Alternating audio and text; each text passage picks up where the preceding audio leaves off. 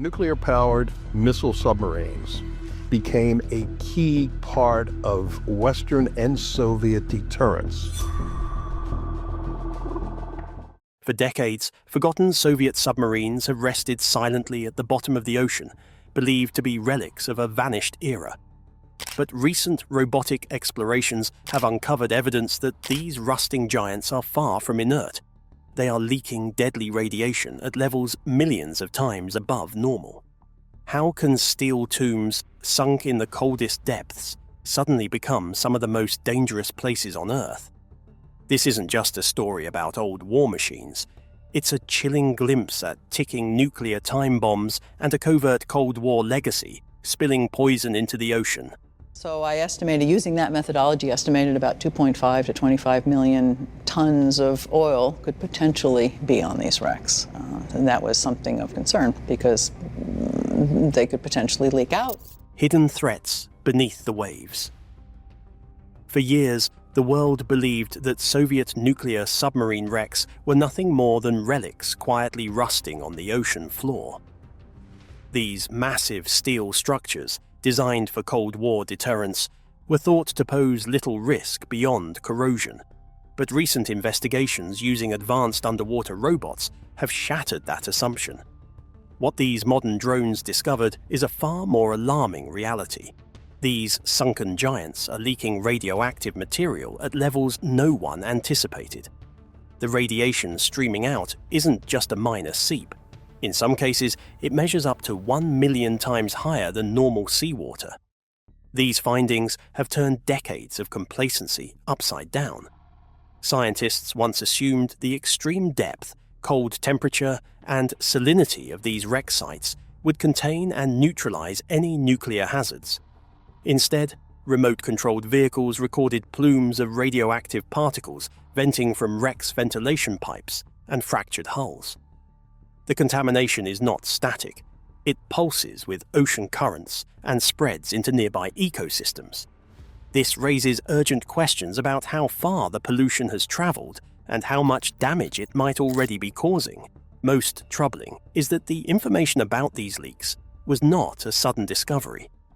Experts have long suspected that some wrecks were unstable, but until robotic footage and data sampling confirmed the extent, the problem was largely ignored. The silent radiation seeps now suggest these underwater tombs may be ticking environmental time bombs. Yet, there remains a cloud of mystery and uncertainty about why the submarines sank, what exactly they carry, and how rapidly their condition is deteriorating in these inhospitable depths. The challenge comes from more than just the radioactivity itself. The substances leaking include some of the most toxic materials known, especially plutonium, which is far deadlier than common uranium. This plutonium comes from the sub's nuclear reactors and their nuclear-tipped torpedoes. Unlike the weapons seen in movies, these torpedoes contain plutonium-packed warheads that can remain hazardous for thousands of years. With corrosion eating away at their protective shells, the poison is slowly escaping and entering the marine food chain. Understanding what's leaking is only the start. The more significant concern is the long-term impact this radiation might have on the environment and human health. For decades, these leaks could have quietly contaminated fish and other sea creatures, which then enter global food supplies. Because radioactive isotopes like cesium-137 mimic essential elements such as potassium, they easily integrate into living organisms. This contamination ripple effect could be imperceptible for years, but slowly build to dangerous levels. While the scale of the problem is vast, the focus narrows on a crash course in uncovering the secrets of specific wrecks and their unique dangers. Each submarine sits in a different environment, carrying a distinct payload and history, creating varying challenges for cleanup or containment efforts. Some lie in remote, deep waters where access is nearly impossible, while others rest closer to inhabited coastlines and fishing grounds. The risk they pose is amplified by their proximity to human populations and economic activities. The harrowing story of the K278 Komsomolets sets the tone for just how fragile and hazardous these underwater monuments truly are. the tragic fate of the K-278 Komsomolets. On April 7, 1989, the Soviet Navy's pride and technological marvel, the K-278 Komsomolets, faced a catastrophe beneath the cold Norwegian Sea.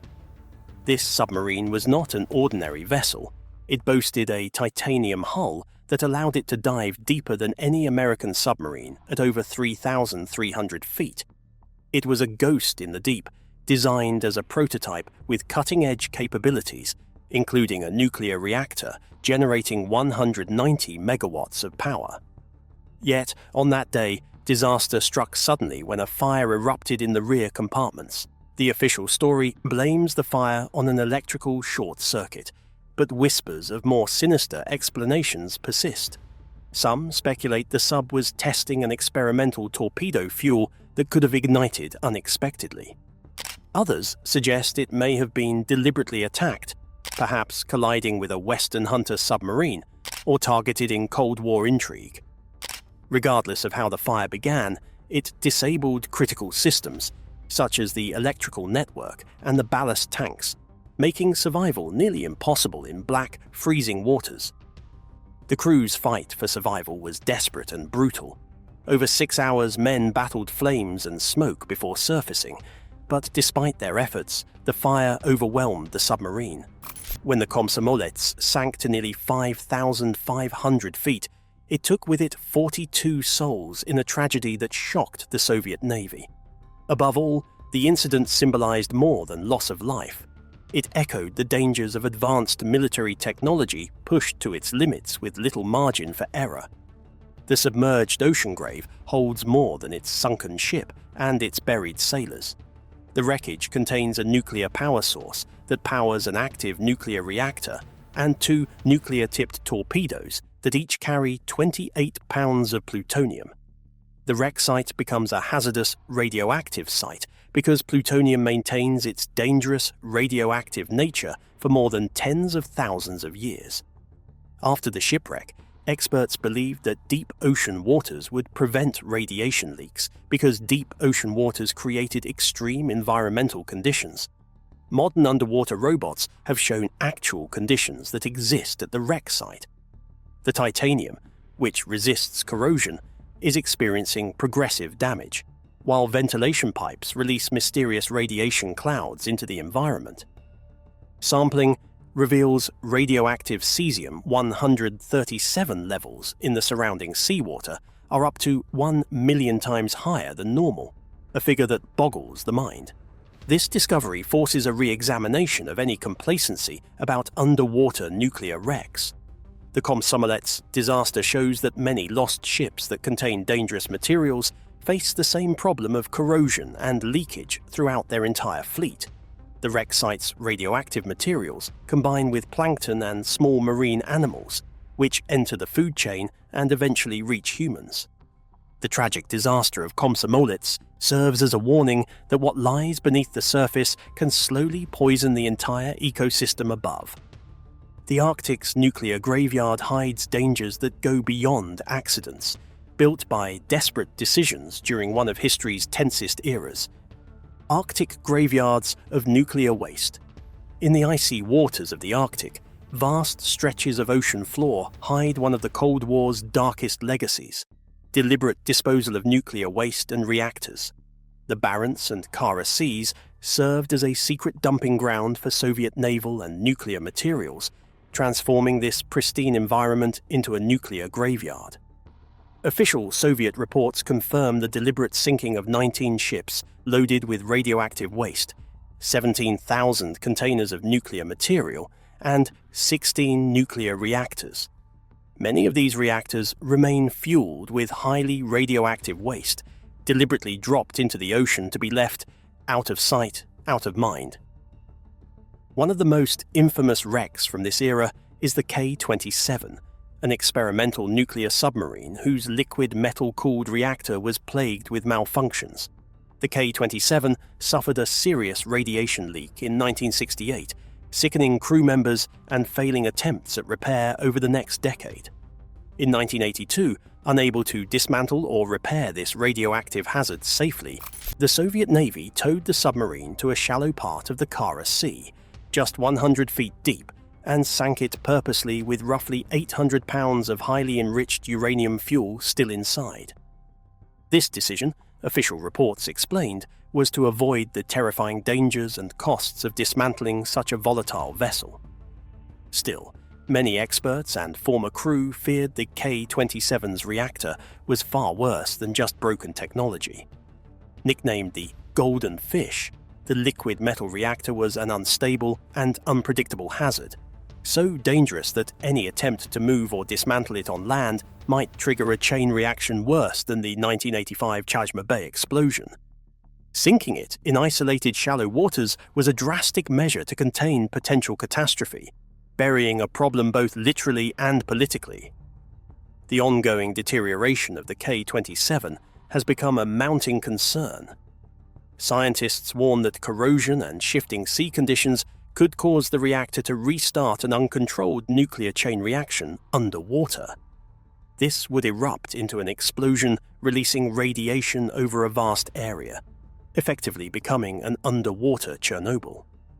The spectre of such an event haunts Arctic researchers who fear time is running out to contain this slow-burning threat.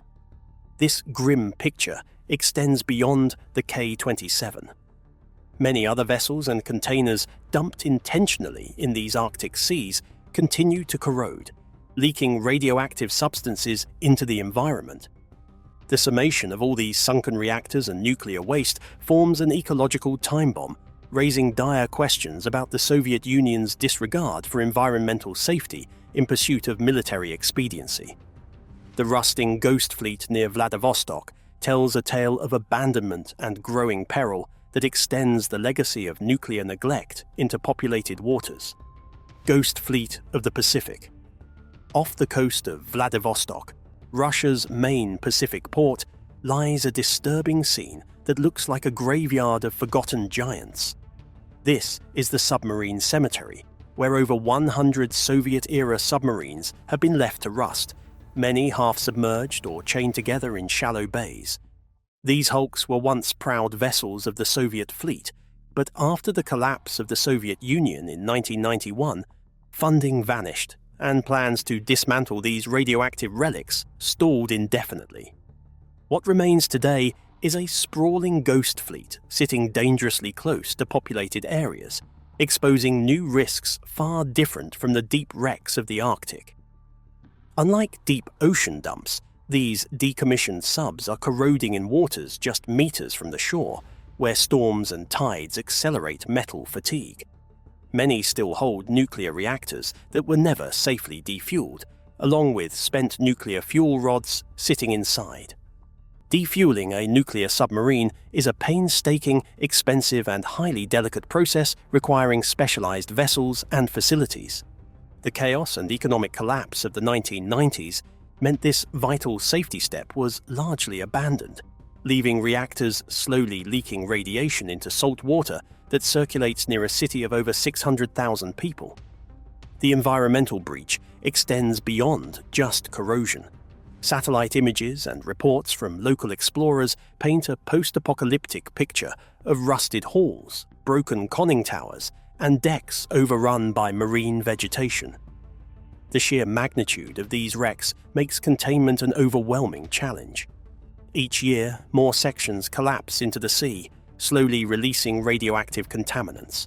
Still, the remote location combined with bureaucratic inertia has left these hazards largely out of public discussion. The security experts, together with local fishermen, share a concern about a disturbing theory that has emerged among them. Some observers think that the rusting ships now operate as active danger zones, which enable illegal scavenging activities. Secret organizations, which include both rogue states and terrorist groups, use nighttime operations to send divers to extract essential nuclear materials. The process of reactor dismantlement presents multiple challenges because the various system components, including pumps, shielding, and control systems, need to be extracted for reuse, which enables people to obtain nuclear technology without government oversight. The theory establishes a dangerous scenario because the Ghost Fleet functions as a secret training facility for terrorists who wish to learn nuclear vessel security breaches. From the deteriorating wrecks of these ships, they will acquire the essential technical expertise needed to execute reactor thefts and installation attacks. The wrecks of this particular location, which emit radiation, have transformed into teaching spaces for nuclear threats that have yet to surface during our present time. The thought alone brings urgency to an otherwise overlooked problem. The location presents actual threats that extend beyond hypothetical dangers. The Chajma Bay shipyard disaster, which occurred in August 1985, demonstrated how regular refueling procedures could develop into complete operational breakdowns at the shipyard that operates close to Vladivostok.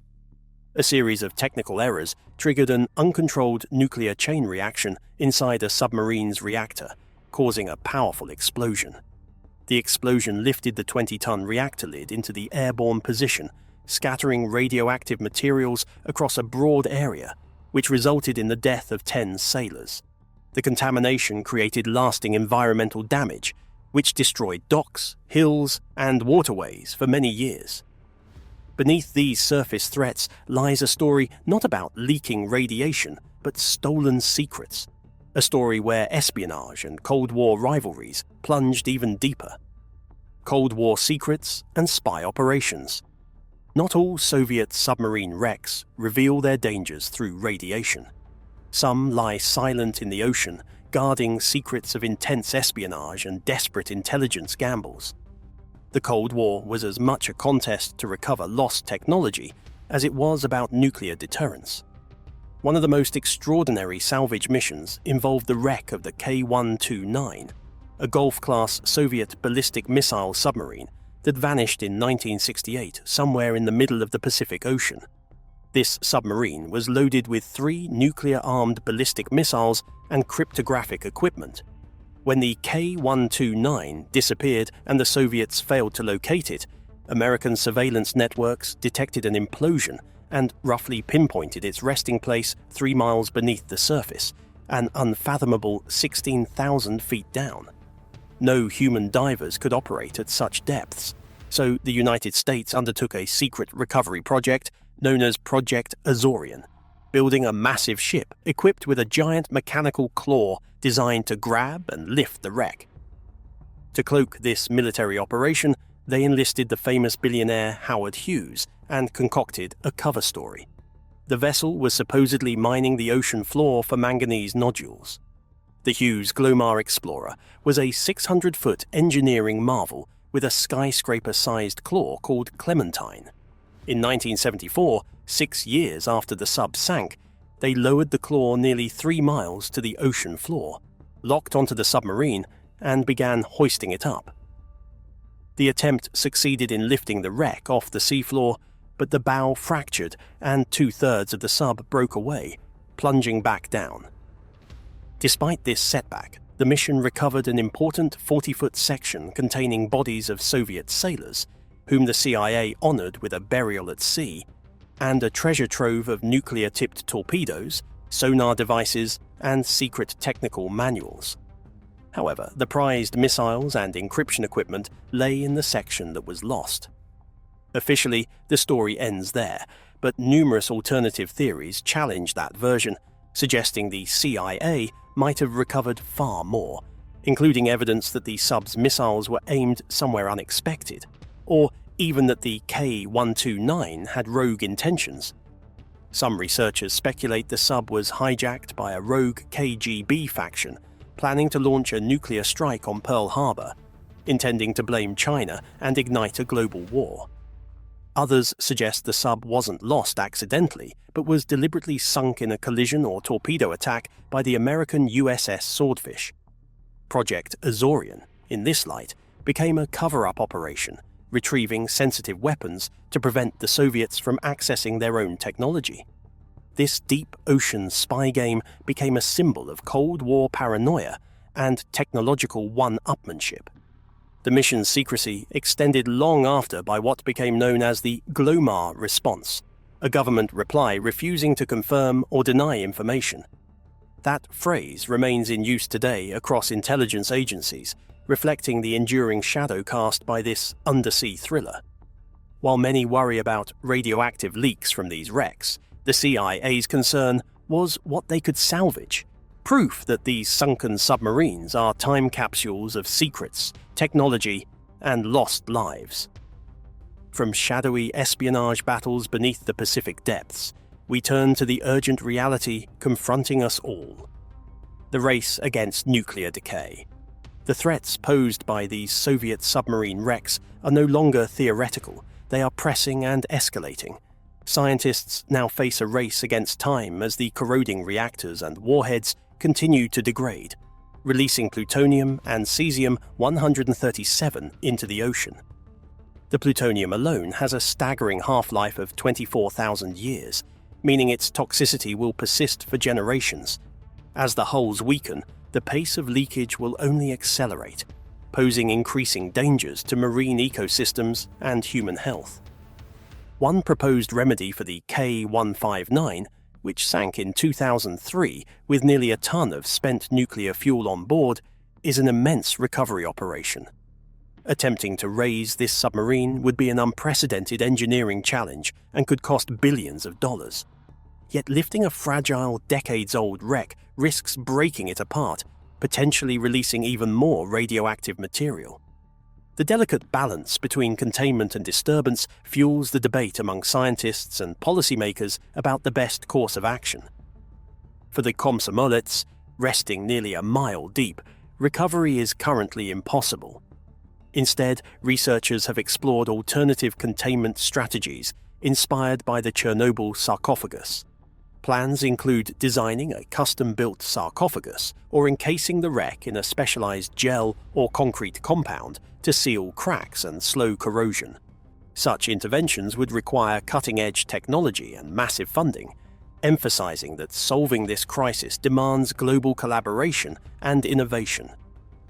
The environmental effects of the disaster spread beyond the specific locations of each incident. The radioactive isotopes from these wrecks enter ocean ecosystems when they contaminate plankton, which then transfers the contamination to fish and marine mammals. The human body absorbs cesium-137 because it imitates potassium, and the element builds up in muscle tissues before humans consume it. Scientists from Norway have found this radioactive material in fish populations near the Komsomolets wreck, which shows how pollution spreads across borders to become an international problem. International conflicts and financial limitations add to the existing technological difficulties. Russia inherited a considerable nuclear waste management problem after the Soviet Union dissolution because it lacked adequate manpower to complete the task. The process of dismantling and securing dangerous artifacts remains both expensive and politically challenging, even though international partners offer assistance. The most hazardous shipwrecks exist in isolated and dangerous areas that have weak regulatory systems and experience irregular environmental assessments. The public knows little about underwater dangers because secrecy, mistrust, and the enormous nature of the problem create obstacles to their understanding. Scientists, explorers, and whistleblowers have collected evidence that demonstrates ongoing contamination. The long-term consequences will impact fisheries and shipping industries, coastal communities, and the health of oceans worldwide. The secrets buried beneath the ocean's surface remind us that no mistake can remain hidden forever. These Soviet wrecks are not merely relics, they are warnings etched in steel and radiation. If you found this exploration eye-opening, please like this video and subscribe for more stories that reveal the truths others overlook. Together, we can stay informed and ready for what lies beneath.